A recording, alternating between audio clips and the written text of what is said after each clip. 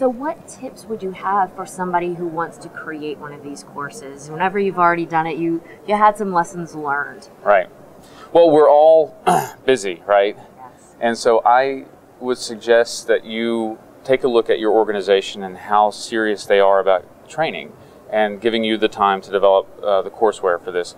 They can call in consultants to do, sort of develop that courseware. I know that your in-house SEO folks do that. Yep, we do that.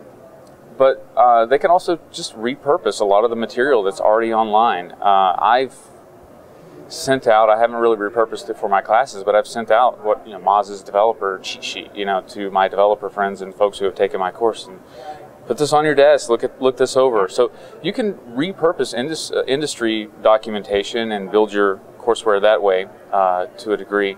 I do recommend that you as you're plotting out your curriculum, that you keep in mind this shouldn't be a one-shot deal.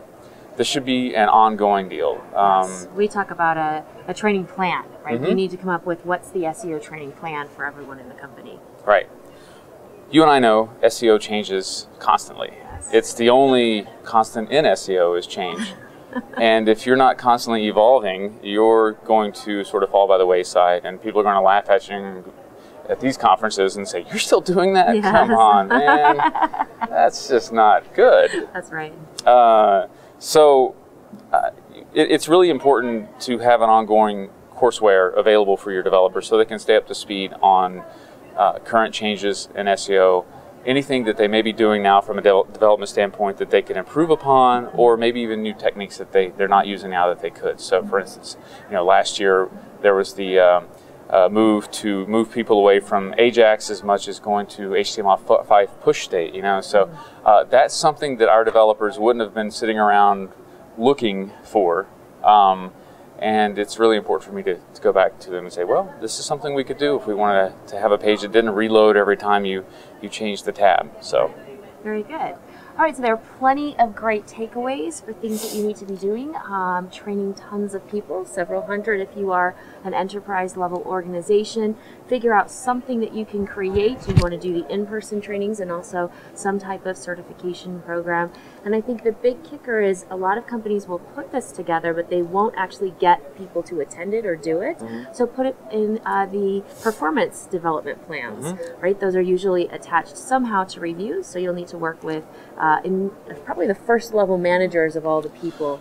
yeah, I definitely recommend that you work on your executive buy-in first. Mm-hmm. These are the people that are going to be making decisions for your company long term, and if they say something, it will go, right? If you get the president of your company, if you're in a small to medium-sized business, saying everybody needs to take some sort of certification, that is going to carry a lot more weight than you going from desk to desk going, I'd really like you in my class. That's exactly right. And the other thing is your management, if you send this off to executives, hopefully they'll see this, saying it's one thing, you've got to actually measure it and have management hold people accountable. So if the teams only have 40% of people who have gone through this training, management needs to know that so that they can hold that team manager accountable. Right.